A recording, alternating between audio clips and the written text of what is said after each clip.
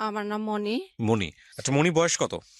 আমার কাগজপত্রে ২৭ বছর। ২৭ বছর ও বয়স। সরি ২৮ চলতেছে। আপনার জন্ম জেলা? সিলেট।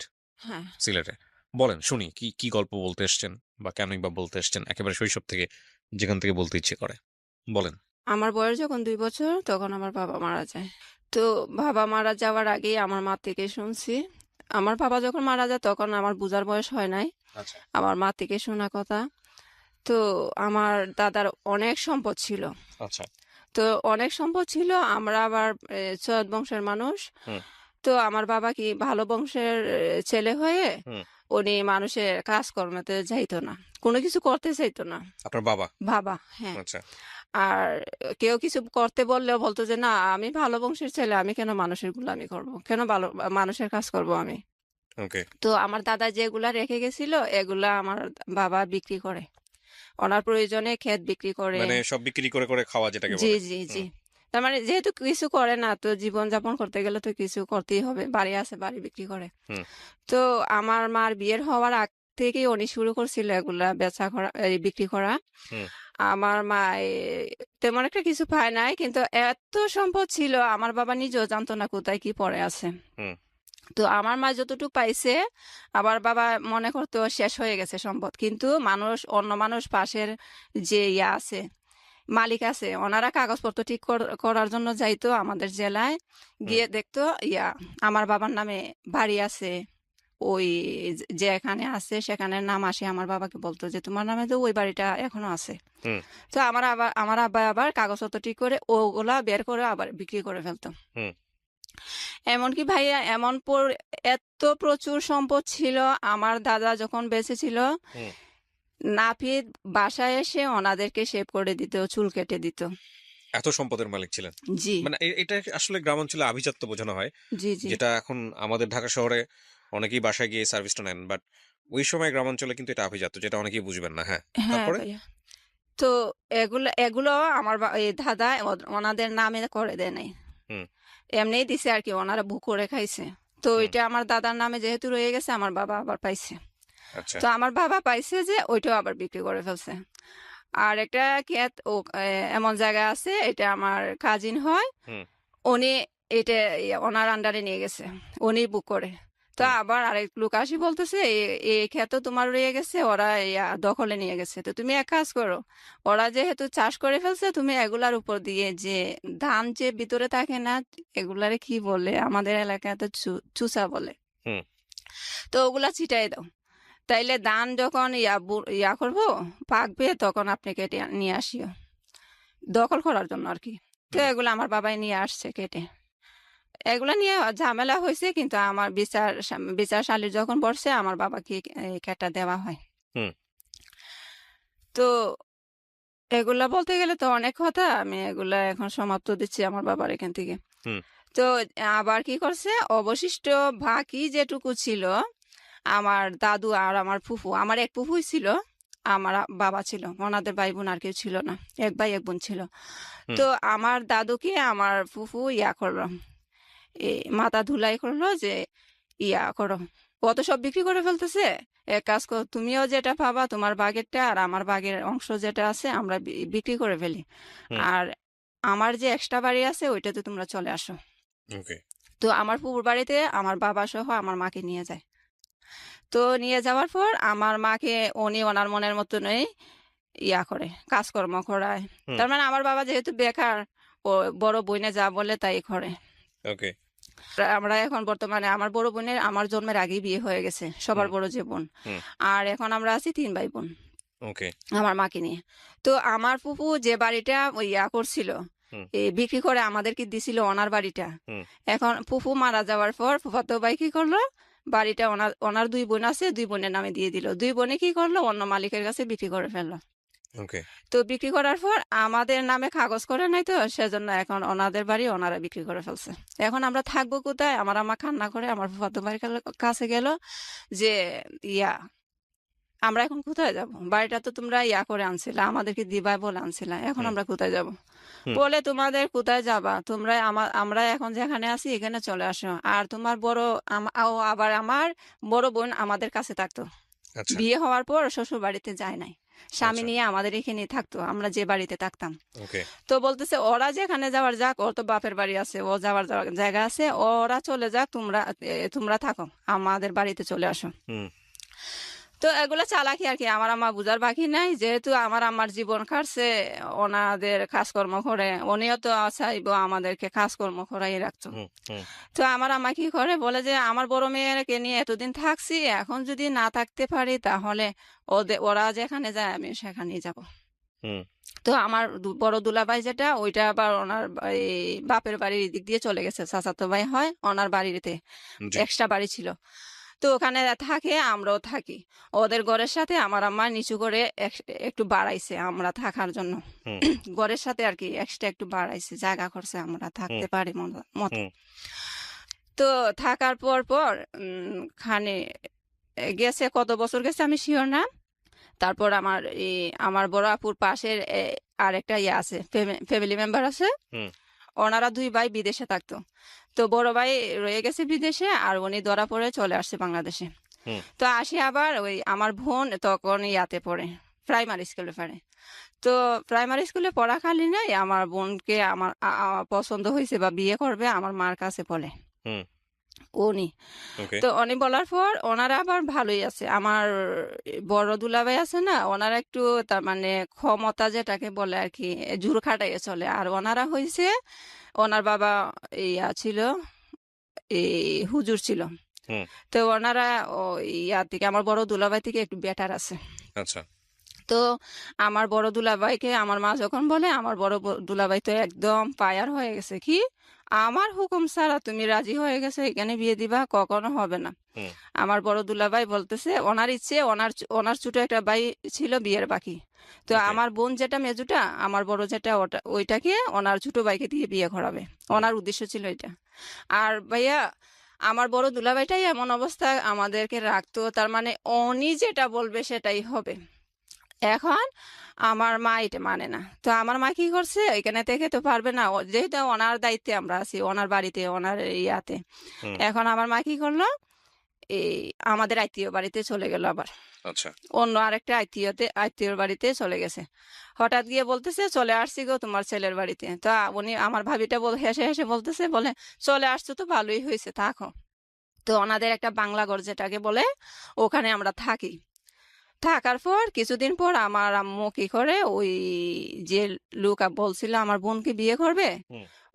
ওনাকে সহ, ওনার বন্ধুও ছিল, ওনাকে সহ নিয়ে গেছে ওই কিশোরগঞ্জ, আমাদের আত্মীয় আছে। ওকে। তো আমাদের ওখানে ভাবছে ওনারা তো অনেক কিছু জানে, ওনারা শিক্ষিত, এরপরে রাজনীতিবিদ। তো ভাবছে ওখানে গেলে ওকে ভালোভাবে বিয়ে দিতে পারবো, যেহেতু আমার দুলাভাই এখানে মানতেছে না। হুম। ওখানে আমার বোনকে নিয়ে, আমার বোনকে ওনার সাথে আমার বোনকে বিয়ে দিয়ে দেয়। ওকে। তো আমার মাই তো গার্জিয়ানটা আছে, তাই না? তো আমার বড় দুলাভাই কোথা থেকে খবর শুনছে, শুনে ওনার একটা বন্ধু, ডাকাত বন্ধু একটা সাথে নিয়ে হুম। আমার গেছে, বলে যে ওনাদেরকে, আমাদের রিলেটিভ যারা আছে ওনাদেরকে বলতেছে ওকে শুদ্ধ, আমার মার কথা বলতেছে, ওরা দুইজনকে, হুম। ছেলে এবং ওই আমার মাকে বের করে দেওয়ার জন্য ওদের বাড়ি থেকে, ওনাদের বাড়ি থেকে। হুম। ওনারা বলে কেন, আমাদের বাড়ি চিনে আসছে, তোমার কথা আমরা ওনাদেরকে বের করে দিব কেন? হুম। দেয় নাই, দেয় নাই। উনি রেগে এসে ওনার ওই যে পাত্র আর কি বিয়ে করতে গেছে আমার বোনকে, হুম। ওনার সিমেন্টের পালা বানাইছিল ঘর বানানোর জন্য, হুম। এগুলা নিয়ে গেছে রাতের বেলা, আচ্ছা। রাতের বেলা নিয়ে গেছে। আর আমার আম্মা, আমরা যখন ওই যেখানে ছিলাম, ওনাদের ঘর থেকে আমাদের যা ছিল, হুম। আমাদের চাল, তারপরে হলুদ, মায় মশলা, খেতাবালির যা ছিল আর কি, হুম। সব তার মানে লুট যেটাকে বলে, এরকম করে নিয়ে গেছে, ছিনিয়ে নিয়ে গেছে সবকিছু। আমার মা তো ভাবছে না এত কিছু যে হবে, আসি দেখে সব শূন্য করে ফেলছে। আর আমাদের দূরের আত্মীয় স্বজন যারা ছিল ওদেরকে পটিয়ে ভুলভাল কি কি বলে এমন অবস্থা করছে, লাগে যে আমার আম্মা একদম নিকৃষ্ট একটা কাজ করে ফেলছে। হুম। তো এগুলা করে, আচ্ছা আমার আম্মু কি করলো, কোনো রকম এখানে একবার ওইখানে একবার, যেহেতু আমাদের একটা বাড়ি নাই, আমার দুলাভাইয়ের কথা শুনে মানুষও অন্যরকম হয়ে গেছে। হুম। তো আমার মা একবার যাদের এখানে ভালো লাগে, ওরা আমাদের হয়ে একটু কথা বলবে, ওদের এখানে গিয়ে থাকে 1 মাস হুম। আমাদেরকে নিয়ে আর কি। 1 মাস আমাদের খাবারই খায়, কিন্তু হুম। ওনাদের ঘরে থাকার জন্য, যেহেতু আমাদের আশ্রয়ের জায়গা নাই, হুম। এভাবে থাকতো। থাকি তো কিছুদিন পর আবার ওনারা যখন ভেজাল করতেছে, আমার বোনও আবার আমার পাল্টে গেছে। যাকে বিয়ে দিছে ও পাল্টে গেছে, দুলাভাইয়ের পক্ষে চলে গেছে। হুম। বলে যে আমিও ওর সংসার করব না, ওই বিয়ে আমিও মানি না। তো কি করছে, ওরা জোর করে ডিভোর্স নিয়ে নেয় আচ্ছা। আমার বোন আর ওই ছেলের থেকে। আমার দুলাভাই তো একদম ক্ষমতাবান, হুম। গায়ের জোরে কিভাবে কিভাবে থাকতো আমি এতটা জানি না। তো এটা জানি ওনারা ডিভোর্স নিয়ে নেয়, এই আর টিপসই নিয়ে নেয়। হুম। তো আচ্ছা, পরে দিয়ে কি করলো, কিছুদিন পর শুনে ওই যে যিনি বিয়ে করছিল উনি আমার বোনকে, উনি আবার কি করছে, এই টিপসই যখন নিয়ে নিছে উনি অন্য জায়গায় বিয়ে করতেছে। তো হুম। আমার মা কি করছে, আমার মার হাতে কাবিন নামা ছিল আমার বোনের, জি। মেজুটার। তো ওই কাবিন নামা উঠাই আনি মানুষ বলতেছে, যেখানে প্রস্তাব দিছে ওখানে নিয়ে গেছে যে দেখো আমার মেয়েকে ও বিয়ে করছে, তোমরা বিয়ে দিও না। এটা জাস্ট ওনারা জানার জন্য বলছে আর কি। পরে দিয়ে আমার বোন কি করলো, মেজুটা আর আমার ভাইটা ওকে আমার দুলাভাইয়ে খাটায়, ওনার গরু টরু রাখাল হুম। করে আর কি। মেজো বোন তখন কি করে, কিছুদিন পর ওই চিটাগাং চলে যায়। হুম। আমার ফুফাতো বোন একজন ছিল, উনি ওখানেই থাকতো। তো ওনার কাছে আমার বোনটা চলে যায়, হুম। গার্মেন্টসে চাকরি করবে সেই উদ্দেশ্যে চলে যায়। তখন আমি এতটা বুঝি না। পরে দিয়ে কি করছি, যাওয়ার পর আসা যাওয়া করে আর কি, আসলে কিছু টাকা পয়সা আম্মাকে দেয় কোনো রকম চলার জন্য। হুম। তো এইভাবেই দিন যাচ্ছে। তো আমারও তো স্কুলে ভর্তি হওয়ার বয়স হয়েছে, তখন মানুষে আমার মাকে বলতেছে ও তো বড় হয়েছে, ওকে স্কুলে দেওয়ার বয়স হয়েছে, স্কুলে ভর্তি করাও না কেন। তো আমার মা বলে আর পড়াশোনা করানোর দরকার নাই, বেশি পড়াশোনা করলে ও বাধ্য হয়ে যায়, কথা শুনবে না। হুম। তো কি করে, আচ্ছা যাই হোক, যখন আমি বুঝি তখন আমি নিজে নিজে স্কুলে যাই। আচ্ছা। তো আমার একটা কাজিন ছিল, ওই স্কুলে চাকরি করতো, টিচার ছিল। হুম। তো বলতেছে ওকে, আমার মাকে বলছে ওকে স্কুলে দিয়ে উপবৃত্তির নাম দিব। হুম। তো আমার মা এই উপবৃত্তির কথা শুনে আসি বলতেছে ইয়া কর, ও ও বলছে স্কুলে যাওয়ার জন্য, আমার এই কাজিনের কথা বলতেছে। তো ওনার কথা মতো স্কুলে আসা যাওয়া করি, পড়াশোনা করি। বয়স কত তখন? আপনার কোন কোন ক্লাসে পড়ছেন? ক্লাস 2-তে ভর্তি হই, আচ্ছা। ক্লাস 1 পড়ি নাই আমি। হুম। তখন বয়স 6 ছিল। হুম। তো পড়াশোনা করতেছি, 2 থেকে পরীক্ষা দিয়ে যখন 3-তে উঠি, তখন এই আবার 3 ফাইনাল পরীক্ষা দেওয়ার পর আমার টিচার বললো যে তুমি তো পড়াশোনা ভালোই পারো, তোমার ক্লাস 4-এ পড়ার দরকার নাই, তোমাকে 5-এ দিয়ে দিই, আচ্ছা। তুমি ইয়া করবা, ওই বৃত্তি দিবা, তো হুম। বৃত্তি পাইলে তুমি টাকা পয়সাও পাবা, হুম। এরকম বলতেছে। তো আমি কান্না করি, না স্যার, সবাই আমার সাথে যারা ওরা 4 ক্লাস পড়বে আর আমি পড়বো না কেন। হুম। তো বলতেছে তোমারও ভালো হবে, তোমাকে প্রয়োজনে 2 বছর 5-এ রাখবো, তবুও তুমি ইয়া করো, স্কিপ করো, হুম। ফোর পড়ার দরকার নেই। তো আচ্ছা, ওনাদের যেরকম কথা সেরকমই ওনারা আমাকে 5-এর বই দেয়, আমি 5 পর্যন্ত পড়ি ওই স্কুল থেকে। হুম। বৃত্তি পাই নাই, বৃত্তির নাম দিছিল, পরীক্ষা দিয়ে আসছিলাম। জি। পরে এভাবে চলতেছিল। তো আমার আম্মাকে বলি, আম্মা আমার না ভালো লাগে পড়তে, আমি আমাকে হাই স্কুলে ভর্তি করাবা। আমার আম্মা কিছু বলে নাই, হুম। কিছু বলে নাই। পরে যখন দরকার হয়েছে তখন কি মনে করছে কি জানি, বলে আচ্ছা ভর্তি হয়েছি। হওয়ার পর এখন তো বই কোথায় থেকে পাবো, বই কেনার তো টাকা নাই। তো পাশের বাড়ির একজন থেকে পুরাতন বই আর কি, পুরাতন বই, উনি বলে আমাকে কিছু টাকা দিলেই হবে, আমার বই নিয়েছে। আচ্ছা। তো ওনার বই নিয়ে আসে, আমি এই বই দিয়ে পড়াশোনা করি। পড়াশোনা করে ক্লাস 7-এ উঠি। তখন আবার ওই আমার ভাই তো তেমন একটা কাজকর্ম করে না, শুরুতেই বলছিলাম। এই তো আমার ভাই যেহেতু কাজ করে না, আমার আম্মা অন্য মানুষ থেকে হাওলা টাকা আনে, হুম। গ্রামের বাড়িতে সুদের বিনিময়ে যে টাকা দেয় আর কি। তো আমার আম্মা মানুষ থেকে দাঁড় করায় এনে আমাদেরকে খাবার দাবার ভরণ পোষণ করে আর কি। এগুলা করতে করতে অনেক সময় এমন ঋণ হয়েছে, হুম। সুদে আসলে অনেক টাকা হয়ে গেছে। তো আমার আম্মা ইয়া করলো, আমাদের এখন বাড়ি ছেড়ে চলে যাবে। আচ্ছা। হ্যাঁ, বাড়ি ছেড়ে চলে যাবে, এখন আমার পড়াশোনা কি উপায় হবে। বলে যে ওখানে ওদেরকে বলবো তোরে স্কুলে ভর্তি করাই দিতে। ওখানে গেছি ভাইয়া, ওখানে গিয়ে দেখি হুট করে চলে গেছে আমার আম্মা, ওনাদের পারমিশনও নেয় নাই, ওদের বাড়িতে গেছে। তো ওনারা এতটা রাজি না। আমরা 22 সহ আমরা 3 জন, হুম। 3 জন মানুষকে কে রাখবে দায়িত্ব নিয়ে। হুট করে আমাদের তাও যদি কোনো একটা থাকতো, হুম। করার মতন কিছু থাকতো। তো ওখানে আবার বোঝা গেল থাকা যাবে না, তো চলে আসি। চলে আসার পর বাড়িতে আসি না, অন্য আরেকটা জায়গায় উঠি, আমাদের পাশের গ্রাম। হুম এখানে ওঠার পর আমি বলতেছি, আম্মা এক কাজ করো, তুমি ওনাদেরকে বললো আমাকে যাতে কোথায় দিয়ে দে, আমি পড়াশোনাও করব, ওদের কাজকর্ম করতে পারবো। হুম পড়াশোনার পাশাপাশি ওদের কাজ করলে তাইলে তো ওদেরও লাভ হইলো, হুম আর আমিও পড়াশোনাটা করতে পারবো। হুম তো আমার আম্মা বলতেছে, পারবে তুই কাজ করতে? আমি হুম বলি, হ্যাঁ পারবো। তো উনি আবার আমার কথা মতো আমাকে নিয়ে ওনাদের বাড়িতে যায়। বাড়িতে যাওয়ার পর আমার আম্মা বলে যে আমাদের তো কিছু দাঁড় কর্জা আছে, তো ওর তো পড়াশোনা করে, এখন আপনারা যদি কিছু ওর পড়াশোনার দায়িত্ব নেন, তো আপনাদের কাজে একটু সাহায্য করবে আর কি। হুম ওরই টিচার ছিল, হাই স্কুলের টিচার ছিল। তো বলে, ভালো কথা, আমি তোমাদেরকে টাকাও বেশি ছিল না, 10,000-এর মতো ছিল। হুম তো বলে 10,000 টাকা দিব, আর ওকে নিয়ে যাব, আর ওর ফাইনাল পরীক্ষাটা দিয়ে দাও।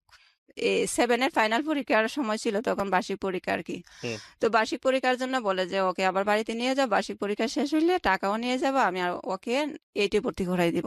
হুম পরে দিয়ে ভালো কথা আসছি। আসার পর পরীক্ষা দিয়ে গেছি ওনাদের বাড়িতে। আবার যাওয়ার পর ওনাকে কে মন্ত্র দিছে, টাকা দেওয়ার দরকার নাই, কি কি না কি জানি না কি বুঝছে, পরে দিয়ে উনি টাকা দেন। বলেন যে না, তখন তো বলছিলাম, এখন দিতে পারবো না। হুম তো টাকা যেহেতু দেয় না, তো এখন আর কি করব। পরে দিয়ে অন্য জায়গায় অন্য জায়গায় ওনার পিলখানা ঢাকায় থাকে উনি, আমাদের দূরের আত্মীয়, কাজ ইয়া হয়, চাচাতো বোনই হয়, ওনার কাছে আনে। তো ওনার বাবা বলছিল, ওনার বাবা আবার ডাক্তার, উনি বলছিল আমার মেয়ের কাছে গেলে ওর বাচ্চা কাচ্চাটা দেখলো, আর ওদের এখানে স্কুল আছে, ভিতরে স্কুল আছে, হুম পিলখানা ভিতরে স্কুল আছে, ওকে ভর্তি করাই দিলে ও পড়াশোনা করলো, যেহেতু আমরা নিজের মানুষ, গরিব হয়েছে তো কি হয়েছে। তো ওখানে আমাকে পাঠাই দেয়। পাঠাই দেওয়ার পর ভাইয়া, উনি তো ওনার মতো বলছে, আসলে ওনার মেয়েটা অন্যরকম। উনি শুধু আমাকে কাজ পারি আর না পারি, এই একটার পর আরেকটা, একটার পর আরেকটা কাজ দিয়ে রাখে, পড়াশোনার কোনো খবর নাই। হুম এরকম করতে করতে কোন ক্লাসে পড়তেন তখন আপনি? বয়স কিরকম ছিল? ক্লাস 7-এর পরীক্ষা দিয়ে মানে আসছি। আপনাকে বেসিক্যালি বাসায় নিয়েছে কাজের জন্য? হ্যাঁ, ওকে। কিন্তু ওনার বাবা এই কথাটা বলে নাই, ওনার বাবা বলছিল পড়াশোনা পড়াশোনাও করাবে। করাবে। হুম হ্যাঁ, তো উনি আমাকে পড়াশোনার না মনে নাই, এগুলার কোনো চিন্তা ভাবনা ওনার মাথায় নাই। আমি ওনাকে, তখন আপনাদের পরিবার চলে কিভাবে? মানে আপনাদের পরিবারে টাকা পয়সা দেয় কে? বড় ভাই ছিল ওই সময়টাতে? হ্যাঁ আমার বড় ভাই, আমার কিছু ইয়া, করতো ওই সময়টাতে বড় ভাই?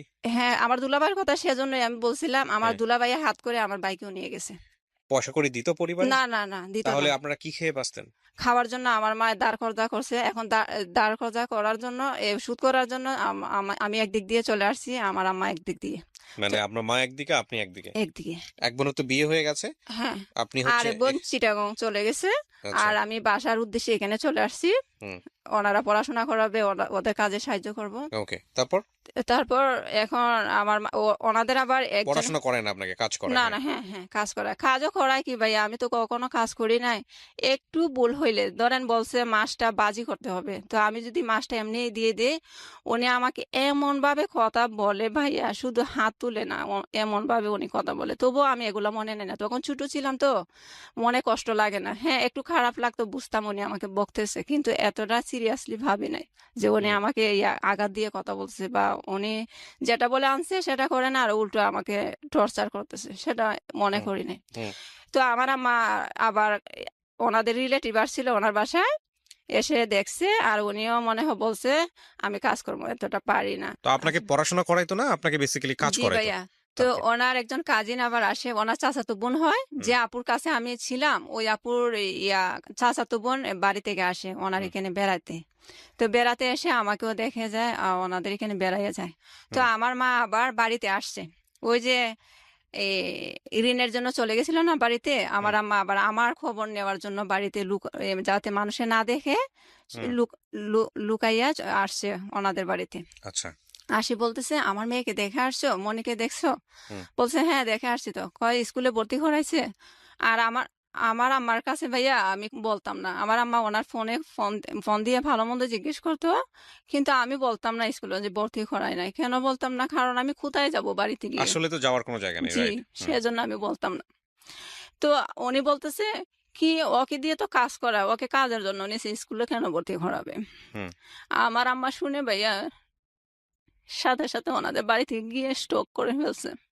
স্ট্রোক করার পর ডাক্তার দেখা ওরাই ডাক- ডাক্তার দেখায়? হ্যাঁ, আচ্ছা। তারপরে ওনারা আবার ফোন দিছে ওদের ফোন থেকে, বলে যে ওর মা তো অসুস্থ হয়ে গেছে, কালকের ভিতরে ওকে পাঠাইতে হবে। হ্যাঁ। বিকালে সন্ধ্যা 8টার সময় ফোন দিয়ে বলতেছে যে ওকে। ওকে কালকে পাঠাইতে হবে, ওর মা স্ট্রোক করছে। হুম। তারপরে আমাকে ওনারা গাড়িতে তুলে দেয়, আমি বাড়িতে যাই। আচ্ছা। যাওয়ার পর গিয়ে দেখি আমার আম্মা অসুস্থ হয় কিন্তু স্বাভাবিক হয়েছে। কিছুদিন পর আমি বলছি, মা এখন তো তুমি স্বাভাবিক হয়েছো, চলে যাই আবার। বলছে কোথায় যাবে? আমি ওখানে। ওরা তো আবার চাইতে বলছে, হুম। বলে না না ওখানে আর যাবে না, তোরে আর দিব না ওইখানে। মানে ওখানে দিব না? হ্যাঁ। আচ্ছা। তারপরে কি করছে আমার আম্মা, আমাদের আরেকটা আত্মীয়র বাড়িতে গেছে, এমনি ঘুরতে গেছে আর কি। হুম। তো ওনারা আবার বলতেছে এই ওনাদের বাসায় যে কাজের মেয়েটা ছিল ও নাকি বাড়িতে আসে আর যাবে না বলতেছে। হুম। তো আমার আম্মা আমাকে আসি বলতেছে, ওরা তো কাজের মেয়ে খুঁজতেছে, তুই নাও এখানে চলে যা, ওরা তো নিজের মানুষ আছে। হুম। তা আমি বলি না না, আমি নিজের মানুষের কাছে যাব না। মানুষের কাছে গিয়ে বলে বলে হাঁটবে, বলবে যে ও আমার বাসায় কাজ করে, আমার বাসায় কাজ করে। আমি যে মানুষের কাছে থাকলে মানুষে জানবে না আমি কি করতেছি, সেখানে আমি থাকবো। ওকে। তো আমার আম্মা বলে, তুই যদি না যাস আমি চলে যাব। তো আমার আম্মা কিন্তু আবার বাসা বাড়ির কাজ করে নাই, কখনো করে নাই। যা করছে আমার ফুপুর সংসারে করছে আর কি। হুম। আর এমনিতে করে নাই, এমনিতে বেড়ানোর মতো আছে আমার আম্মা। আমি যখন ঢাকা চলে আসছি তখন বেড়ানোর মতো নেই, আমাদের রিলেটিভ যারা আছে ওনাদের এখানে ছিল কিশোরগঞ্জ। হুম। তো আমার আম্মা বলছে, তুই না গেলে আমি চলে যাব। তো উনি যখন বলছে, আমার মা যখন বলছে আমি না গেলে উনি চলে যাবে, তখন আমার গায়ে লাগছে, তখন বলে যে যা চলেই যাই। তো আমি ওনার আম্মা যেখানে পাঠাইছে ওখানে চলে গেছি। হুম। যাওয়ার পর উনি আমার খাজিন হয়, চাচাতো বোন হয়। উনি আমার আরো ক্লোজ গোষ্ঠী চাচাতো বোন। তো উনি আমাকে অনেক কাজকর্ম করে যে অনেক পছন্দ করে, কারণ এখানে থেকে শিখে ফেলছি তো। হুম। ওনার কাজকর্ম করে যে উনি আমাকে অনেক আদর করে, আদর করে কিন্তু ভাইয়া, আদর করে ওনার সাথে আমাকে ঘুমও পাড়ায়। আচ্ছা। কিন্তু ভাইয়া একটা জিনিস কি আমার কাজ করছে, ওনার বোনের মেয়ে, ওনার ওনার ভাইয়ের মেয়ে হুম। ওনার বাসায় থেকে পড়াশোনা করে, আর আমি কাজ করি। কিন্তু ওদের পড়াশোনা দেখে আমার মনে একটা ইয়া হইলো যে যে আমি একটু পড়তে আমিও চাই। তো একটু পড়তে চাই। হ্যাঁ। হুম। তো এখানে তো সম্ভব না, ওনারা তো নিছেই কাজের উদ্দেশ্যে, তো হুম। এখানে তো বললেও হবে না। হুম। তো আমি কিছুদিন পর 3 মাস থাকি এখানে। আচ্ছা। 3 মাস থাকার পর 3 মাসে ওনারা আমাকে 900 টাকা দিছিল। 900 টাকা দেওয়ার পর আমি চলে গেছি বাড়িতে, বেড়ানোর কথা বলে। তারপরে ওনার ভাই আরেকদিন গিয়ে বলতেছে, আয় আয়, তুই তো বেড়াইছ 2 দিন, এখন চলে আয়। আমি হুম। বলি যে না, আমি আর যাব না, আমি স্কুলে ভর্তি হব। তো আচ্ছা। এখন স্কুলে ভর্তি হব, কোথায় হব, কোথায় থাকবো? স্কুল তো আছে কিন্তু কোথায় থাকবো? তো আমার আম্মাকে বললাম, আম্মা আমার আম্মার বাপের বাড়ি যেটা, ওখানে আমার আম্মারও কেউ নাই। আমার আম্মা একাই, আমার আম্মার বাবা মার এক হুম। সন্তান। হুম। তো আমার আম্মারও আত্মীয় স্বজন কেউ নাই। তো আমার নানার বাড়িতে দূরের আত্মীয় হয়। তো আমি বলছি ওই ভাবিকে বলো না আমি এখানে তাকিয়ে পড়াশোনা করব। আচ্ছা। ওনারা একটু জায়গা দিবে কিনা আমাকে থাকার জন্য। তো আমার আম্মা আমার কথা শুনে ওনাকে বলছে, ভাবিকে। ভাবিকে বলার পর বলে আচ্ছা থাকো। তো তখন রমজান মাস ছিল, হুম। ক্লাস 7-এ পরীক্ষা দিয়ে আসছিলাম না, 8-এ ভর্তি হয়েছি। জি। তো ভর্তি হওয়ার পর ক্লাস করি, ওনার এখানে থাকি, ওনার কাজে একটু সাহায্য করি আর পড়ি। পড়াশোনা করার পর ভাইয়া হঠাৎ করে, আসলে পরের বাড়িতে এগুলো হয় না, আর হঠাৎ করে আমার বোন আসছে বাড়িতে। হুম। আসি বলতেছে এক কাজ কর। আর আমার কাছে, এই কথাটা স্কিপ করছি, আমার কাছে মানুষ চলে যায় ঋণের জন্য, মানে চিল্লা আপনার কাছেও যেত এই ঋণ করার জন্য? চিল্লাচিল্লি করে। এখানে পড়ার জন্য পাগল হয়ে গেছে। গার্মেন্টসে যেতে পারস না, আমাদের ঋণ খেয়ে বসে আছে তোর মা, তোর মা কই, তোর মারে তো পাই না, তোর মারে খবর দে, তোরে তোরে বললি তোর মা আসবে, এগুলা আচ্ছা। বলতো। তো আমি অনেক মনের মধ্যে কষ্ট পাইতাম, পড়তে বসলে পড়তে মন চাইতো না, এগুলা নিয়ে চিন্তা করতাম। খুব স্বাভাবিক। জি।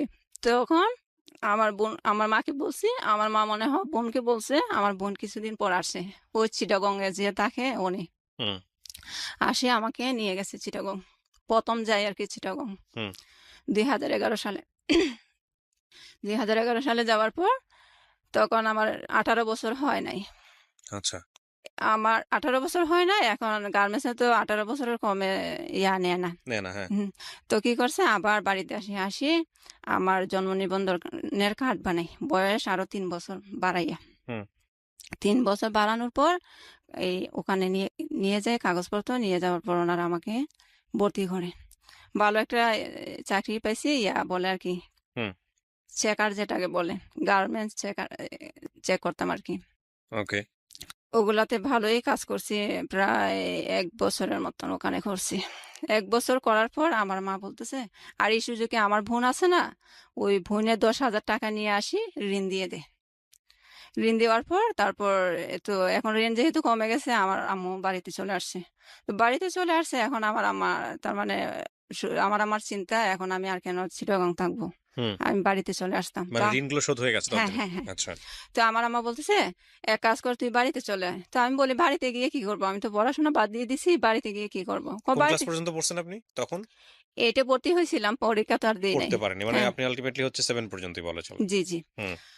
তো আমি বলতেছি, এখন গিয়ে কি করব? বলে যে আবার স্কুলে ভর্তি হইতে পারবে। আমি তোর স্যারকে জিজ্ঞেস করছি, বলছে চলে আসলে তোরে আবার করবে, ভর্তি করাবে। আমি বলি, হুম। না, না, আমি আর পড়বো না। পড়া নিয়ে অনেক হয়েছে, অনেক পেরেশানি করছি, হয় না এগুলো মনে আমার ভাগ্যে নাই, আমি হুম। আর যাব না। কিন্তু মায়ের মন তো বারবার ফোন দিয়ে বলে, চলে আয়, চলে আয়। আচ্ছা, না পড়লো তুই বাড়িতে চলে আয়, ওখানে দরকার নাই। তো হুম। আমি মনে মনে চিন্তা করছি, বাড়িতে চলে যাব, আমার তো এই দিক দিয়ে চাকরির জন্য হইতেছে না। তো আমি শুধু নামাজ পড়ি আর আল্লাহকে বলি, আল্লাহ তুমি একটা ব্যবস্থা করে দাও, আমি যাতে বাড়িতে গিয়ে কোনো কিছু একটা করতে পারি। আল্লাহর কি করে দাও, আমি আল্লাহর কি হুকুম, আমি বাড়িতে আসছি। একটা মেয়ে আমাদের বাড়িতে আসছে বেড়াইতে, ও আমাকে চিনে। ও যখন 8-এ পড়তো, আমি ক্লাস 7-এ পড়তাম। হুম।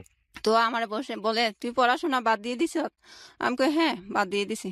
কই, এখন চাইলে তো তুই উন্মুক্ততে ভর্তি হইতে পারস। হুম। তো আমি বলি, এটা কোন জায়গায়? তো ওর নাম বলছে, কই এখানে গেলে পারবে। তো ওর কথা মতো আমাকে নিয়ে আমি উন্মুক্ততে ভর্তি হওয়ার উদ্দেশ্যে যাই ওখানে। যাওয়ার পর তো ওনারা বলছে, আচ্ছা ঠিক আছে, উন্মুক্ততে ভর্তি হইতে পারবে। তো তখন কি করে, উন্মুক্ততে ভর্তি হওয়ার জন্য এই বয়স আর একটু বাড়াইতে হবে, কারণ 8 পাস সার্টিফিকেট দিতে হবে। তো হুম। 8 পাস সার্টিফিকেট দিলে, আমি তো 8 পাস করি নাই থেকে, বোর্ড থেকে। আর আমার তো বোর্ডের সার্টিফিকেট দেখাইতে গেলে হবে, সৃজনশীল হওয়ার পর হয়েছে আমার হিসাবে। হুম। তো ওনারা আবার বয়স বাড়াইয়া আমাকে 8 পাস একটা সার্টিফিকেট দিয়ে দেয়। আচ্ছা। 1994 সাল করে আর কি, আমার বয়স 1994 সাল করে। হুম। তারপরে ওখানে ভর্তি হই আমি। ভর্তি হওয়ার পর এসএসসি পাস করি ওখান থেকে। হুম। আর এর ফাঁকে দিয়ে উন্মুক্ত তো ভাইয়া এতটা ক্লাস করতে হয় না। তো আমি আবার করতাম, গার্মেন্টসে চলে যেতাম। আচ্ছা। গিয়ে 3 মাস 4 মাস করে করে আবার বাড়িতে আসতাম। আসি, যখন যতদিন বাড়িতে থাকতাম, ক্লাস করতাম, আবার চলে যেতাম। আচ্ছা। তো এইভাবে আর কি 2 বছর অতিক্রম করি। এসএসসি পাস সার্টিফিকেট একটা পাই। তারপর? ঢোকার পর হঠাৎ করে আবার মাথায় ধরলো যে আমি তো এসএসসি পাস করছি, হুম। কাউকে জিজ্ঞেস করে দেখি আমি জেনারেল কলেজে ভর্তি হইতে পারবো কিনা। তো একজন বললো, হ্যাঁ, হইতে পারবে। তো আমি আবার বাড়িতে চলে আসি, আমি একটা মহিলা কলেজে ভর্তি হই। হুম। এই ভর্তি হওয়ার পর চেঞ্জ পরীক্ষা দিয়ে আবার গার্মেন্টসে চলে যাই। আচ্ছা। গার্মেন্টসে চলে যাওয়ার পর একবারে একটানা নভেম্বর মাসে আসি বাড়িতে। হুম। এখন প্রায় ফাইনাল পরীক্ষার কাছাকাছি সময় চলে আসছে। তো এখন স্যার বলতেছে, তুমি এতদিন, আমাদের এই কলেজের নিয়ম আছে, তুমি যে এতদিন অ্যাবসেন্ট করছো, আমাদের কলেজে নিয়মিত ক্লাস করা তোমাদের সবাইকে বলে দিছি, নিয়মিত ক্লাস করবা। তো তুমি যে এত মাস আসো নাই, এখন কি পড়ছো আর কি পরীক্ষা দিবা? হুম। তো আমি বলি যে, স্যার, হ্যাঁ, আমি পারবো স্যার, আমাকে দেন। না, না, স্যারে দিবেন আমাকে। বলে, তুমি 1 বছর পারলে এখানেই থাকো, তোমাকে আমি পরীক্ষা দিতে দিব না। অনেক করলাম, স্যারকে অনেক অনুরোধ করলাম, স্যার দিবে না, দিবে না, দিবে না। হুম। তারপরে আর কি করব, প্রিন্সিপাল স্যার যখন না করছে, আর কেউ তো কিছু বলবে না। আবার কি করলাম, গার্মেন্টসে চলে গেলাম। ওকে। গার্মেন্টসে চলে যাওয়ার পর আবার কাজ করলাম। কাজ করার পর এই যে আমার গরম লাগে, মাথায় স্কার্ফ পরে থাকি, গরমের দিনে আমার ভালো লাগে না, অধৈর্য হয়ে যায়। হুম। তারপরে আবার চিন্তা করলাম, এখন কি করব, গার্মেন্টসে যদি গরমের জন্য না করতে পারি, তাইলে আমার কি করার, আমি বাড়িতেই কি করব, আর কাজ না করলে তো আমার হবেও না। হুম। আর একদিন মুখ টুক বড় উন্না দিয়ে বেঁধে আমার বোন আবার দেখাইছিল, চিটাগং একটা কুলসি আবাসিক এলাকা আছে, হুম। ওখানে সব শিল্পপতিরা থাকে। আমার বোন একদিন আমাকে ওই রাস্তা দিয়ে নিছিল আর বলছিল, এলাকাটা দেখে আসলে মনে মনে হয়েছিল যে এখানে বড় লোক থাকে। তো আমি কি করলাম, ওই বোনে দেখাইছিল যে হুম। আমি ওখানে চলে যাই, গিয়ে কাজের মানুষ যাচ্ছে যে, হুম। ওদেরকে ফলো করি। খাকে বললে ওরা আমার কথা বুঝবে বা আমার কথা বিশ্বাস করে একটা কাজ বের করে দিবে। হুম। সাহস করে হুট করে যে কেউ বলতেছিও না, আবার বলতে হচ্ছে এরকম। তো একটা আপুকে বললাম, "আপু, আমাকে একটা বাসা খুঁজে দিবেন?" উনি আমার চেহারার দিকে তাকায়ে বলে, তখন আরেকটু বয়স কম ছিল তো, আর এতটা ছিলাম না, এতটা টেনশনে ছিলাম না। তো উনি আমার চেহারার দিকে তাকায়ে বলে, "তুমি বাসায় কাজ করবা?" আমি কই, "হ্যাঁ, করব।" ও সত্যি বলতেছে বাসায় কাজ করবা? আমি কই, "হ্যাঁ, করব তো আপু।" তো উনি কি করছে, আমাকে উনি উনি ওনার বাসায় চলে যায়, আর যে বাসায় আমি কাজ করব একটা মানুষ খুঁজছে, ওই দারোয়ানের কাছে আমাকে দিয়ে দেয়। হুম। বলে যে, "ও বাসায় কাজ করবে, নিয়ে নাও, মেয়েটা ভালো আছে।" হুম। তো উনিও ওনার কথা মতো, আর আমাকে দেখে মনে করছে মনে হয় ভালোই, নিয়ে গেছে। নিয়ে যাওয়ার পর ওনারা জিজ্ঞেস করছে, "আর কোথায় কাজ করছো?" আমি বলি যে, "না।" তো বলে, "বাসার কাজ করতে পারবা?" আমি বলি যে, "হ্যাঁ, আমার একটু জানা আছে। অনেক আগে একবার করছিলাম। ওই হুম। যে ওই আপুর বাসাতে করেছিলাম সেটা আরকি।" তো বলছি, তারপরে ওনারা, হ্যাঁ, আমাকে ঘর মোছা আর কাপড় ধোয়ার কাজ দিছে। আচ্ছা। করি। ওনারা খুব পছন্দ করে আমার পরিষ্কার করে কাজ। হয়তো একটু স্লো করি কাজগুলা, কিন্তু অনেক পরিষ্কার করে করি তো। উনি আমাকে অনেক পছন্দ করে। হুম। তো পছন্দ করার পর, ওনার হাসব্যান্ড যখন আসে, হুম। ওনার হাসব্যান্ডের সামনে আমাকে বুঝায় আমি কোনো কাজকর্ম এতটা পারি না। জানি না কেন বুঝায়। তারপরে করে, কথাও রেগে কথা বলে। এমনিতে আমাকে এত সুন্দর ব্যবহার করে, কিন্তু ওনার হাসব্যান্ডের সামনে আমাকে রেগে কথা বলে। তো আমি তো আর এগুলো জানি না। পরে আরেকটা এই কাজের বুয়া ছিল, রান্না-বাড়ার কাজে সাহায্য করতো। হুম। উনি আমাকে একদিন বলতেছে, উনি কিছু বললে তুই কথা বলিস না।" আমি বলি, "কেন?" ওনার হাসব্যান্ড ওনাকে এমনি ইয়া মশকারি করে বলছিল, "সিলেটের মেয়েগুলা ভালো, আরেকটা বিয়ে করবে সিলেটে।" হুম। এর তো তখন আমি বুঝতে পারছি, এর জন্য মনে হয় উনি মনে একটু নিছে হুম। সেজন্য। হুম। তো পরে দিয়ে উনি আমাকে আরেকদিন বলতেছে, কর, তোর বুটের কাগজপত্র আছে না?" আমি কই, "হ্যাঁ, আছে।" বুটের এক দিস আমাকে, ১ কপি কাগজ দিস। হুম। তো আমি বলি, "খালাম্মা, আপনি তো ১ম এ বলেন নাই, এখন লাগবে?" "হ্যাঁ, লাগবে। তুই ঈদের সময় যাবে না, তখন নিয়ে আসবি।" আমি বলি, "আচ্ছা।" তারপরে ঈদের সময় ওনাদের দেশের বাড়িতে কুরবান দেয়, তখন কুরবানির ঈদ ছিল। ওনারা দেশের বাড়িতে চলে গেছে, আর আমি আমার যেখানে থাকতাম, গার্মেন্টসে চাকরি করার সময় যেখানে থাকতাম ওখানে আমি চলে আসছি। হুম। আসার পর মনে মনে বলি, বাসায় কাজ করব আর বুটের কাগজ দিব, না, ওইরকম করব না বলছি। আর একটা ম্যাডামের কাছে যাই। তো উনি বলছে, তোমার যখন লেখাপড়া আছে, আমার কাপড়ের দোকান আছে, এখানে তুমি থাকতে পারবা, তুমি আস্তে আস্তে শিখে ফেলবা। আমি বলছি, "আচ্ছা।" হুম। এখন ওখানেও কিছুদিন থাকার পর ওনার কাজের মেয়ে বুট উঠে নাই, বুট উঠাইতে বাড়িতে গেছে। এখন দেখা যায় সেম কাহিনী, উনি আমাকে দিয়ে কাজ শুরু করাইছে। উনি আর ওই নাম নেয় নাই। উনি যে আমাকে দিবে, এই কাপড়ের দোকানে কাজ শিখাবে, ওইটা করে নাই। মেয়েটা যতদিন আসে নাই আমাকে দিয়ে কাজই করাইতেছে। হুম। এত কাজ ভাইয়া, তারপরে আমি চলে আসছি। আর আমাকে তো কাজের কথা বলে নেয় নাই। তো আমি চলে আসছি। চলে আসার পর, আর সুযোগে ওনার শাশুড়ি ওনার বাসায় গেছিল বেড়াইতে। উনি আমাকে দেখে বলে যে, ও চিটাগাঙের মানুষ তো, বলতেছে, "তুমি করতে পারো না? এই গার্মেন্টসে চাকরি করতে পারো না?" আমি বলি, "হ্যাঁ নানু, গার্মেন্টসে কাজ করতাম, এখন করব না।" তো এখন বললে, "আচ্ছা, তুমি এক কাজ করো, আমার নাম্বারটা তোমাকে দিয়ে যায়, আমার বউকে শুনাইও না।" ওনার ছেলের বউকে না শুনাইতে বলছে। হুম। "আমার ছেলের বউকে শুনাইও না, আমার নাম্বারটা তুমি গোপনে রাখো।" তো রাখলাম। রাখার পর আরেকদিন ওনাকে আমি ফোন দিছি। বলি, "নানু, আমি বলছি, আমি মনি বলছি।" বলে, "ও, ভালো আছেন?" আমি কই, "হ্যাঁ।" তুমি আমার বাসায় আসতে পারবা, আমি তোমাকে ঠিকানা দিলে?" আমি কই, "হ্যাঁ, আসতে পারবো।" উনি ঠিকানা দিছে, ওনার বাসায় গেছি আমি। ওনার ওনার বাসায় যাওয়ার পর উনি আমাকে অনেক আদর করছে। বলে হুম। যে, "তুমি যদি ইচ্ছে করো গার্মেন্টসে চাকরি করতে, আমার এখানে থেকে করতে পারবা। আর থেকে করতে পারবা।" এখন ওনার মেজো বউ, একটা মেজো ছেলের বউ গেছে বেড়াইতে। উনি আমাকে কি করছে, শুনছে ওনার বড় ছেলের বউর কাছে আমি ছিলাম। এখন উনি আমাকে ভয় দেখানো শুরু করছে। বলে, "আমার শাশুড়ির কথা এখানে আসছো, তোমাকে মানুষে গুম করে ফেলবে। তুমি তুমি তো হঠাৎ করে গ্রামের বাড়ি থেকে শহরে আসছো, এগুলা বুঝবা না। তোমাকে মানুষ কোন সুযোগে গুম করে ফেলবে। তুমি চলে যাও। হুম। তুমি যেখান থেকে, যে বাসা থেকে আসছো, এখানে চলে যাও। হুম। আমার শাশুড়ির কথা মতো তুমি এখানে থাইকো না।" আর শাশুড়ির যেভাবে বুঝবে ওইভাবে বুঝাইছে। ওনার মেজো ছেলের বউ। হুম। তো নানু বলতেছে তোমাকে এক কাজ করি, উনি বুঝতে পারছে ওনার ছেলের বউ যে চালাকি করতেছে, তো উনি আমাকে বলে তুমি এক কাজ করো, আমার বড় ছেলের বউ যখন শুনতে পারবে তখন আমার প্রতি রাগ করবে, বলবে যে আমি ষড়যন্ত্র করে তোমাকে নিয়ে আসছি। হুম। তুমি বরং এক কাজ করো, আমার ছেলে 2 বিয়ে করছে তো, তুমি বড়টার কাছে ছিলা, এখন ছোট বোর কাছে তোমাকে পাঠাবো। আমি জানতাম না উনি ওই মামা যে 2 বিয়ে করছে। হুম। তো তো বলে যে ওখানে তুমি চলে যাও। আমি বলি আচ্ছা। গিয়ে কয়দিন থাকো, তারপরে যদি তুমি চাকরি করো আমার এখানে আসতে পারবা, আর এখন আপাতত থাকো। তো মনে মনে বলে আছে যাই হোক একটা জায়গা তো পাইছি, আমার এক রাত থাকার জায়গা নাই, এখন আমি যেহেতু একটা কয়েকদিন থাকতে পারবো, আছে যাই। গেছি, যাওয়ার পর ওনার এই ছেলের বউ আমাকে অনেক আদর করছে। থাকতে থাকতে অনেক দিন থাকছি ওনার বাসায়, একটা মনে মনে চাকরি খুঁজি আর ওনার বাসায় থাকি। প্রায় 3 মাসের মতো থাকছি। হুম। থাকার পর উনি আবার ছিল, অন্য ধর্মের ছিল। তো অন্য ধর্ম থেকে মুসলিম হয়েছে, তো ওনার মা আবার মাঝে মধ্যে বেড়াইতে আসে। হুম। তো ওনার মা এটা মানতে পারে না, উনি যে আমাকে আদর করে। এই উনি কোথায় রেস্টুরেন্টে গেলে, অনেক টাকাওয়ালা তো, হুম। রেস্টুরেন্টে গেলে আমাকে নিয়ে যেত। উনি যেভাবে থাকে আমাকে এইভাবে রাখতো।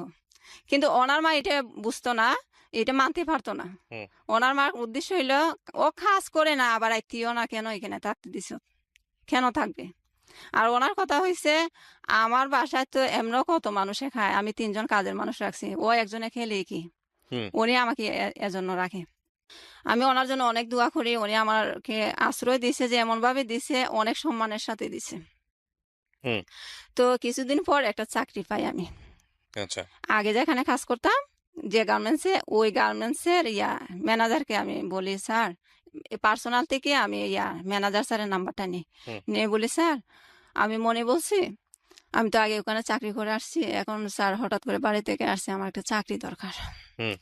তো তখন কিন্তু ভাইয়া গার্মেন্টসে লোক নিতে নিষেধ হয়ে গেছে, সরকারের বেতন বাড়াইছে, তো তখন লোক নেওয়া নিষেধ। তো উনি বলতেছে আচ্ছা আমি করব, আগামী মাস থেকে যদি লোক নেয় তাহলে তোমাকে নিব, আর হুম। যদি না নেয় তুমি করতে পারবে না, কোনো কিছু মনে করতে পারবে না। আমি বলি আচ্ছা। তো 1 তারিখ হয়েছে রাতে, আমি 1 তারিখ হওয়ার আগে রাতে আমি ফোন দিই, ভাই আচ্ছা।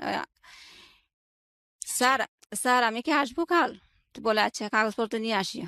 গেছি, ব্যাস উনি তো নানি সিনিয়র ম্যানেজার, তো ওনার কথা মতো আমার চাকরিটা হয়ে গেছে। হুম। নিয়ম হয়েছে ওই ফ্যাক্টরিটা অনেক ভালো, তো নিয়ম হয়েছে একবার চলে আসলে ওকে আর নিবে না।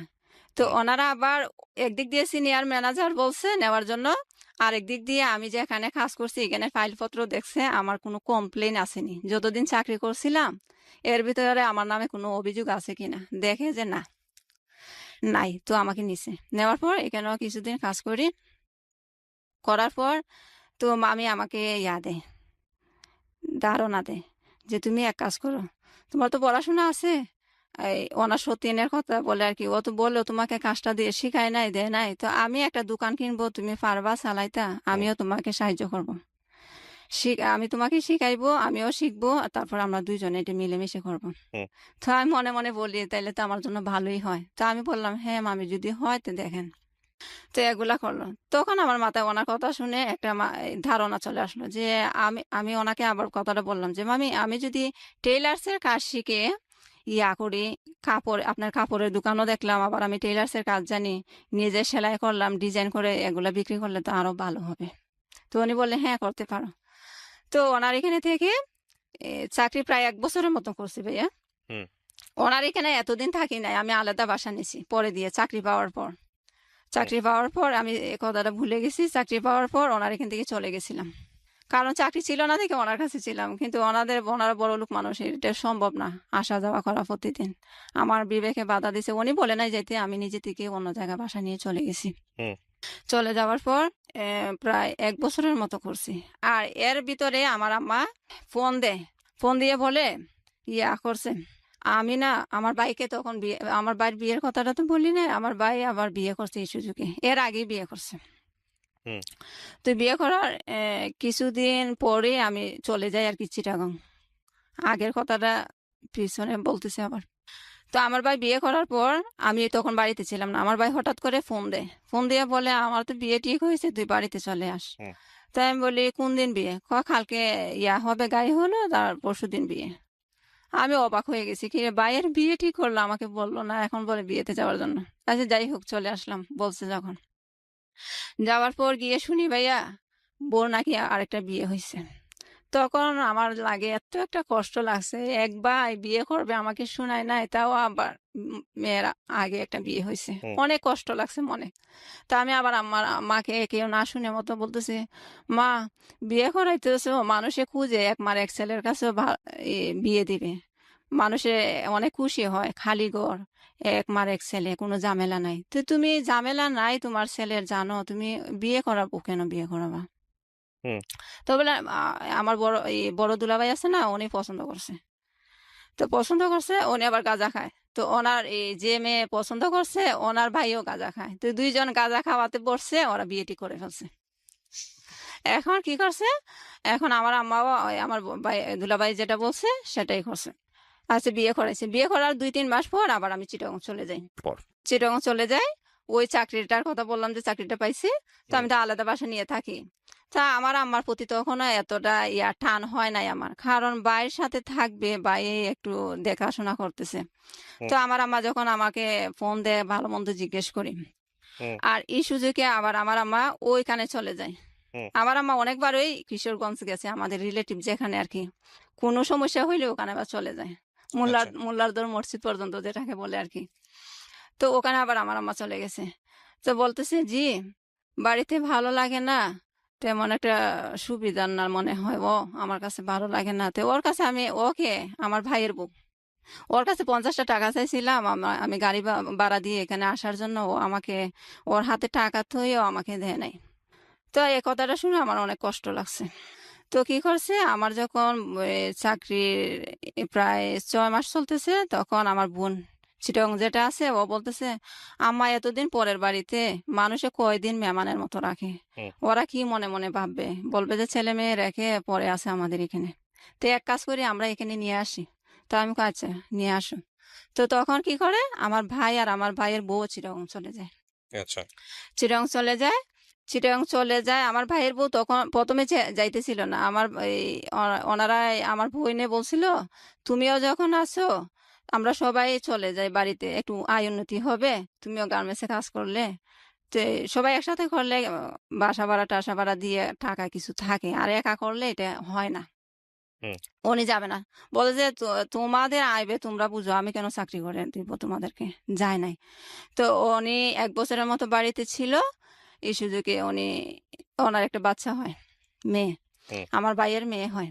হুম তো ভাইয়ের মেয়ে হওয়ার পর ওই আমার আম্মুকে যখন নিয়ে গেলাম চিটাগং, তো 15 দিন হয়েছে আমার ভাইয়ের মেয়ের, ওরা আবার করতেছে, বারবার ফোন দিচ্ছে আমার বোনকে, মেজো বোনকে, বলতেছে আমাদের এখানে তো জায়গা নাই, ওনার বাপের বাড়িতে গেছে, আমার আম্মা যেহেতু বাড়িতে নাই, কে দেখাশোনা করবে, ওনার বাপের বাড়িতে গেছিল, বলে যে আমরা তো এতদিন রাখতে পারবো না, আমাদের ঘরে জায়গা নাই, তোমাদের ইয়া ভাইয়ের বউ আর তোমাদের ভাইয়ের ইয়া মেয়েকে তোমরা নিয়ে যাও, যেখানে তোমরা থাকো ওখানে ওদেরকে নিয়ে যাও। হুম আচ্ছা, পরে দিয়ে কি করলো, আমার মা আমার বোন ওরা গিয়ে আনলো, আমার আম্মা আবার গেল আর কি ওদেরকে আনার জন্য।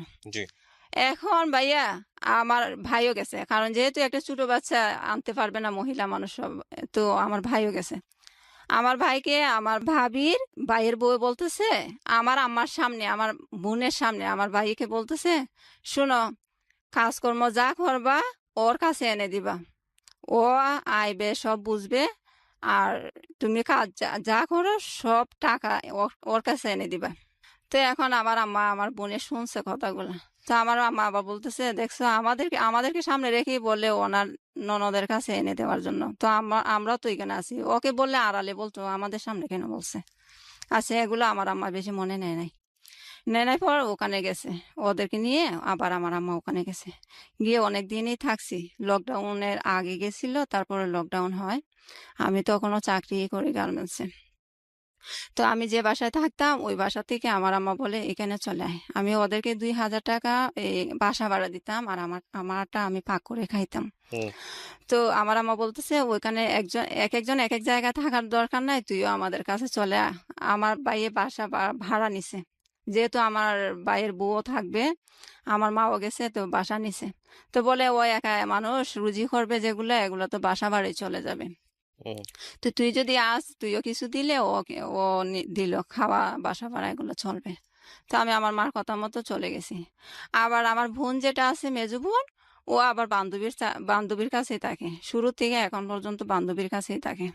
তো আমরা আর কি ভাই ভাই আর আমি একসাথে থাকি, আম্মা সহ। হুম, তারপর এগুলা করতে করতে লকডাউনের সময় গার্মেন্টস বন্ধ দিছিল। তখন আবার মামি বলল তোমার তো চাকরি ইয়া, মামি আবার জানতো না আমি যে গার্মেন্টসে চাকরি করি। মামি জানতো আমি একটা ইয়াতে এই এগুলা কি বলে ডায়াগনস্টিক সেন্টারে একটা চাকরি পাইছি এরকম মনে করতো। হুম, আমিও বুঝাই নাই গার্মেন্টসে চাকরি করতে করি যে। তো কি করছে, ওই মামি বললো তোমার তো চাকরি এখন বন্ধ, তুমি চলে আসো আমাদের এখানে, আমার খালি বাসায় থাকতে ভালো লাগে না।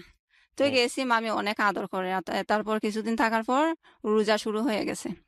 তো রোজা শুরু হওয়ার পর কিছুদিন পর আবার শুনি ফোন দিছি যে চাকরি কোন দিন খুলবে, ফ্যাক্টরি কোন দিন খুলবে। ওনারা বলে যে 2 তারিখে, আগামী মাসের 2 তারিখ থেকে গার্মেন্টস খুলবে। তো আমি আবার অ্যাবসেন্ট ট্যাবসেন্ট করি না, যেহেতু আমি চাকরি করি কেন অ্যাবসেন্ট করবো। আমি আবার চলে আসি। চলে আসাতে মামি বলে এখন তো সবকিছুই বন্ধ, তাইলে তুমি চলে যাচ্ছ কেন, থাকো না, তোমাকে এখানে কি হয়েছে, তুমি থাকলে তো আমার ভালো লাগে। আমি বলি, না মামি চলে যাই, ওখানে আমার ইয়া অনেকদিন তো থাকছি, ওখানে চলে যাই। তো চলে আসছি। আমি চাকরি করি, রোজার মাসে চাকরি করি। লকডাউন সবকিছু বন্ধ, ঘুরাই ঘুরাই যাইতে হয় ফ্যাক্টরিতে, তাও হুম, গেছি।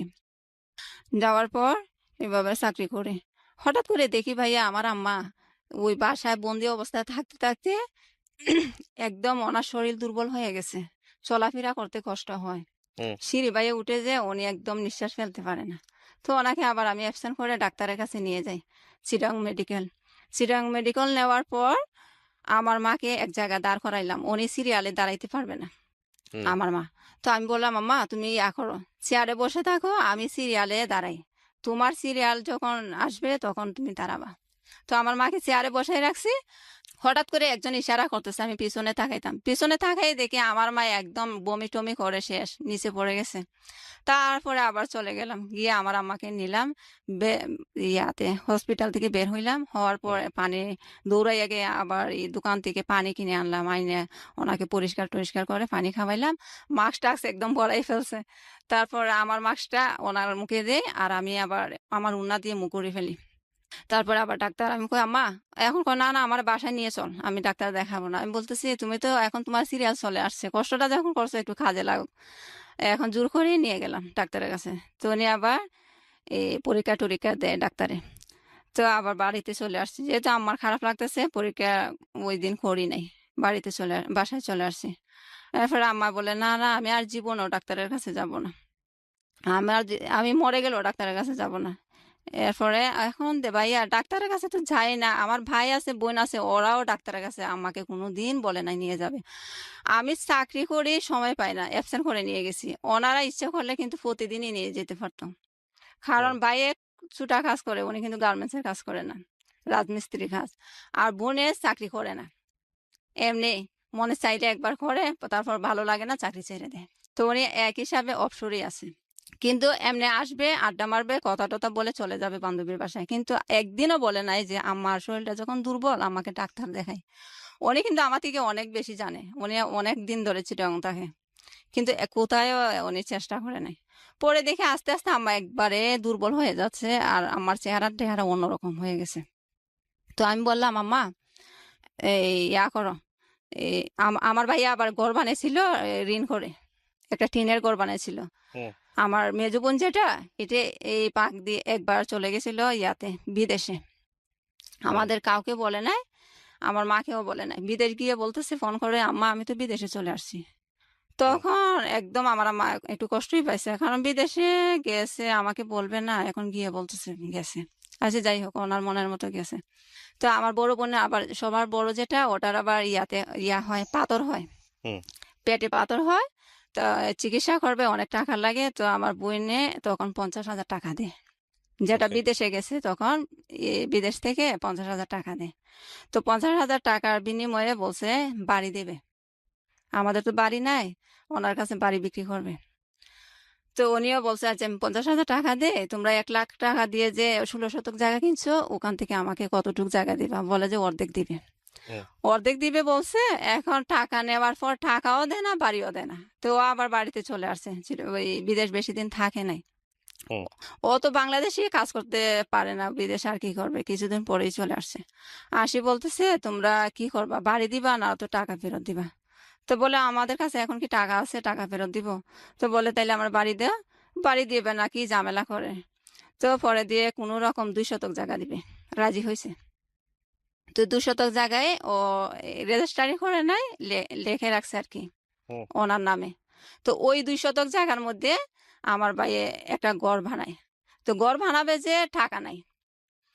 তো টাকা নাই, আবার আম্মাকে দিয়ে আবার ইয়া আনায়, ঋণ আনায় মানুষের কাছ থেকে হুম। ঘর বানানোর জন্য। হুম। তো এখন আমার আম্মাকেই তো চিনে, ওই ঋণ আবার কি করছে, রয়ে গেছে। তো আমি বললাম, আম্মা, এই ঋণের জন্য আবার আমার ভাই বাড়িতে আসে না, চিটাং গেল যে। তো আমি বললাম, আম্মা এক কাজ করো, এই আমি এই যে টাকা টাকা জমাইছি, এখান থেকে কিছু টাকা মানুষকে দিলে তোমাকে ইয়া করবে না, হুম। এতটা টর্চার করবে না। তুমি বাড়িতে চলে যাও, বাড়িতে গেলে হাঁটা চলা করলে তোমার ভালো লাগবে। এখন দেখি আমার আম্মা অনেক খুশি হয়ে গেছে।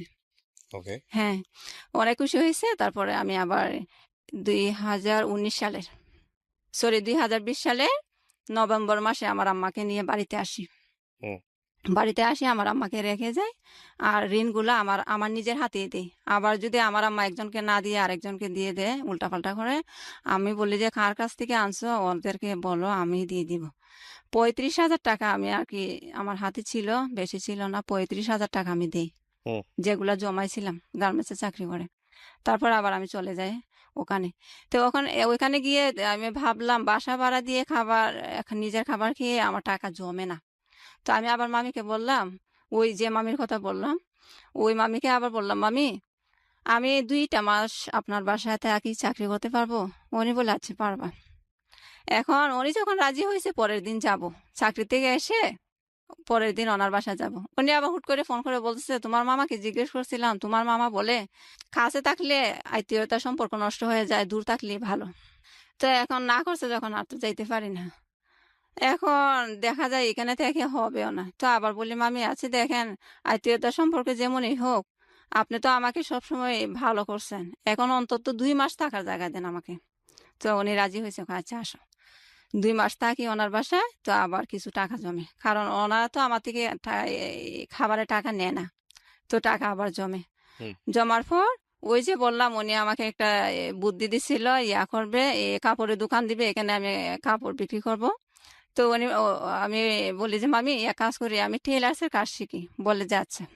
তো ওনার এখানে তাইকে টেলার্সের কাজ করি, শিখি। ওনার পরিচিত একজন টেলার্স, উনি যাদেরকে দিয়ে কাপড় বানায়, ওনাকে বললো আমাকে কাজ শেখানোর জন্য। তো বলে আছে, প্রতি শুক্রবারে ওর বন্ধ হবে, আমি ওকে সেদিনে শিখাইবো। তো মামি বলছে, আচ্ছা ঠিক আছে। তো শুক্রবারে শুক্রবারে দেখা যায় তেমন একটা শেখানো হয় না। পরে দিয়ে আমি কি করলাম, আমি কই, মামি এই কাজটা যখন শিখবো ভালো করে শিখি, চাকরি না হয় আমি ছেড়ে দিই। হুম। চাকরি প্রথমেই তো বললাম, ভাইয়া আমার মাথায় সবসময় কাপড় রাখলে আমি সহ্য করতে পারি না, গরম, অতিরিক্ত গরম লাগে। তো ওনাকে এত কথা না বলে আমি বলি যে, এই কাজটাই আমি ভালো করে শিখি আর চাকরি ছেড়ে দিব। আচ্ছা। এখন ভালো কথা, অনেক দিনই গেছি চাকরি ছাড়ার পর, প্রায় 15 দিনের মতো ওনার ওই টেলার্সের এখানে যাতায়াত করছি শেখার জন্য। হুম। তো শেখার জন্য হঠাৎ করে আবার আমি এই মাথার চুলের সমস্যার জন্য একজন ডাক্তারের পাই, খবর পাই যে এখানে একজন ভালো ডাক্তার ঢাকার থেকে প্রতি শুক্রবারে যায় মৌলভীবাজার। হুম। আমি আবার আমাদের বাড়িতে যাই, বাড়িতে গিয়ে মৌলভীবাজার ওই ডাক্তারকে দেখানোর জন্য ডাক্তারের কাছে ফোন দিই যে, স্যার আমার তো এরকম এরকম সমস্যা, মাথার চুলও লম্বা হয় না, চুল পড়েও যায়। তো বলে, আচ্ছা তুমি শুক্রবারে আসিও। আমি তো গেলাম। বাড়িতে যাওয়ার পর শুক্রবার যেদিন হয় সেদিন গেলাম ডাক্তারের কাছে, ডাক্তার দেখাইলাম। হঠাৎ করে একদিন ফোন আসছে, আসি মামি বলতেছে, ফোন করে মামি বলতেছে, আচ্ছা মনি, তোমাকে জায়গা দিয়ে কি আমি অপরাধ করছি? আমি, কেন মামি? কয়, এখানে যে, আমি আবার বলতাম না, আমি আবার ওই মামির কাছে এই জিনিসটা গোপন করছি। ইয়া আমার ভাই যে ওখানে থাকে, আসলে তখন থাকতো না আমার ভাই, বললাম না পড়ে গেছে। হুম। আর আমি বলছিলাম যে আমার ভাই আমার ছোট। কারণ কি, যদি বলে আমার বড় ভাই, তো বলবে এত আশ্রিতা হিসাবে থাকে, নিজে চাকরি করে, এত বড় ভাই রেখে ভাইয়ে ভাইয়ে বোনকে দেখতে পারে না, ওইটা মনে করবে দেখে আমি বলছিলাম আমার ভাই আমার ছোট। হুম। এখন কি করছে আমার বোনের কাছে উনি একদিন ওনার ফোন দিয়ে কথা বলছিলাম আমার বোনের কাছে। ওনার কাছে নাম্বারটা রয়েছে তো আমার বোনের কাছে ফোন দিছে। দিয়ে উনি বলে আমার বোনে ফোন দিয়ে ওনাকে বলছে আর আমার বোনে বলে উনি ফোন দিয়ে বলছে। আমি আসার পরপরই বিলি ফোন দিছি। দিয়ে বলে আচ্ছা মনি কোথায় এখন আছে? আমার বোনকে বলে। তো আমার বোন তো ইচ্ছে করলে বলতে পারতো যে আপনার বাসায় থাকে, ও আপনাকে বলে যায় না কোথায় গেছে? এটা না বলে বলে কেন আমি তো শুনছি ও বাড়িতে গেছে। তো আপনি জানেন না? কয় হ্যাঁ আমিও জানি বাড়িতে গেছে। তাইলে আপনি আমাকে জিজ্ঞেস করতেছেন কেন? কয় না জিজ্ঞেস করতেছি আসলে কি গেছে নাকি। তা ও তো ও ও তোমার কি হয়? আমার বোনকে বলতেছে। তো আমার বোন বলে আমার বোন হয়। ও তোমার বোন হয়, ও তো বলছে তোমরা কেউ এখানে থাকো না। হুম। আসলে ভাইয়া আমি প্রেস্টিজ ঠিক রাখার জন্য বলছিলাম না। জি। কারণ বলছিলাম আমার ২ বোনের বিয়ে হয়েছে, ওরা স্বামীর সংসারে আছে আর ভাই আমার ছোট। হুম। কারণ যাতে কোনো না হয়, মানুষের ভিতরে যাতে কোনো সন্দেহ না লাগে যে বোন হইয়া বোনকে দেখে না, ভাই হইয়া ভাই বোনের দায়িত্ব নেয় না। এগুলা যাতে মানুষে মনে না করে। সেজন্য আমি বলছিলাম আমার ভাই ছোট আমার থেকে। হুম। তো এগুলা যখন আমার মামি শুনছে, আমার ভাইও ওখানে থাকে, আমার বোনও ওখানে থাকে, ভাই বিয়ে করছে, ভাইয়ের একটা মেয়ে আছে। এগুলা শুনে মামিও কি জানি হুট করে এত বিশ্বাস করলো, এত সম্মান করলো, হুট করে মামিও উল্টে গেল, পাল্টে কেমন জানি রং পাল্টে ফেললো। এখন আমাকে বলতেছে তোমাকে কি অপরাধ করলাম, তুমি আমার কাছে বলো নাই? তোমার কাছে তো আমি সব কিছু বলছি, আমার শ্বশুর শাশুড়ি আমাকে কি করে না করে, তুমি কেন বলো নাই? তুমি কেন গোপন রাখছো? আমি বলি যে মামি এটা আমি গোপন রাখছি, আমি চাইছিলাম না এগুলা বলার জন্য। তো এখন যখন জেনেই ফেলছেন, এটা তো বেশি অপরাধ করি না আমার মনে হয়। তা আচ্ছা এখন কি করব? কয় এখন কি করবা? আমাকে অনেকে অনেক কথা বলে, বলে যে মেয়েরা বিশ্বাস করে দিছো যদি চুরি করে কিছু নিয়ে যায়। অনেকে অনেক কথা আমাকে বলছে, বাবা তোমাকে তো আমি অনেক বিশ্বাস করছি, আসলেই তো মানুষের কথাই ঠিক, বিশ্বাস করাটাই তো আমার পাপ, এরকম বলতেছে। তো উনি যখন এরকম বলছে ওনার এখানে তার যাইতে পারি না আমি। তো আমি বাড়িতে থেকে যাই। থেকে যাওয়ার পর এখন কি করব? আবার চিটাগাং নতুন করে যাই, গিয়ে আবার করি, বাসায় আবার চাকরি নিই। চাকরি নেওয়ার পর কিছুদিন করলাম, আমার আম্মা আবার অসুস্থ। কত সালের গল্প এটা আপনি যেখানে আছেন? এখন যেখানে আছি এটা ২০২১ সালের জানুয়ারির মাসে। মানে এই তো কয়েক মাস আগের গল্প। এই সময়ের মধ্যে আপনার কি বিয়ে দেওয়ার চেষ্টা হয়েছে পরিবার থেকে? না ভাইয়া, কখনো একবারও হয় চেষ্টা করেনি? না। কোনো সম্বন্ধও আসেনি? জি না, আচ্ছা। সম্বন্ধ আসে না ভাইয়া। আমার মাথার চুলের সমস্যাতে আমাদের গ্রামের সবাই জানে। জানে। আর আপনার এই যে বাবা মারা যাওয়ার পরে ঋণগ্রস্ত বা আপনাদের আসলে পায়ের নিচে মাটি বলতে কিছু নেই, অর্থনৈতিক সমস্যা, এই বিষয়গুলো কি সবাই জানে? হ্যাঁ সবাই জানে। এজন্যই কোনো প্রস্তাব আসে না? হ্যাঁ সম্ভবত এজন্যই আসে না, কিন্তু ভাইয়া গরিব ঘরের মেয়েদেরও তো বিয়ে হয়। হুম। এখন আমার সম্ভবত আমার যেটা মাথায় কাজ করে আর কি, আমার চুলের সমস্যার জন্য হয়তো বা কেউ আসে না। আচ্ছা। আমি একটা জিনিস আপনার কাছ থেকে জানতে চাই যে, আপনার বয়স এখন কত বলছিলেন?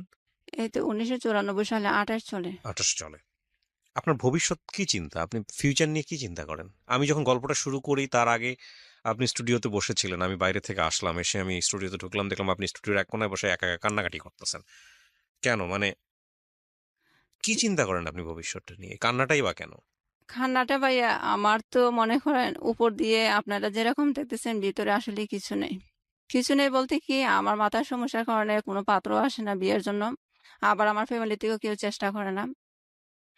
আর ফ্যামিলি তো একরকম আমাকেই দিয়ে চলে। ফ্যামিলি বলতে আমার ভাই আলাদাই হয়ে গেছে এখন। মানে আপনাকে আমি বাসায় আমার মাকে নিয়ে থাকি। কাজ করে সাপোর্ট করতে হয়। মাকে সাপোর্ট করতে হয়। হ্যাঁ। তো মা অসুস্থ। মা এমন অসুস্থ ভাইয়া, মার চোখের সমস্যা, গলার মধ্যে টিউমার হইছে। তারপরে হাত ভেঙে গেছে। হুম। গল্পটা কেন বলতে চাইলেন আপনি আজকে রেডিওতে? এটা আমাকে একটু বলেন প্লিজ। আমার ভবিষ্যৎ নিয়ে কিছু আছে যে আমি মনে করি না। হুম। এটা আমার আশা নাই। কারণ আমার মাথায় চুল নাই, এখন পর্যন্ত বিয়ে হয় নাই। হুম। আমি যখন আমার আম্মার জন্য যেতে হয় বাড়িতে, হুম। আমার আম্মা অসুস্থ হয়। কিছুদিন পর পরই আমার বাড়িতে যেতে হয়। হুম। তো কিছুদিন পর পর মায়ের জন্য যাই, কিন্তু বাড়ির মানুষে এখনো জানে আমি পড়াশোনা করি। আমি যে ইন্টারের ফাইনাল পরীক্ষা দিয়ে দেই নাই। আমি যে এখন পরীক্ষা ইয়া পড়াশোনা না করে কাজে গৃহকর্মীর কাজ নিছি, এগুলা কেউ জানে না। আচ্ছা। তো এগুলা কেউ জানে না, সবাই জানে আমি পড়াশোনা করি। আপনি রেডিওতে অনুষ্ঠানটা শোনেন? এই হ্যাঁ যেখানে যে শুনি। আসলেন? হ্যাঁ। কতদিন যাবত শোনেন? এটা ভাইয়া আসলে এখন তো আর সময় হয় না।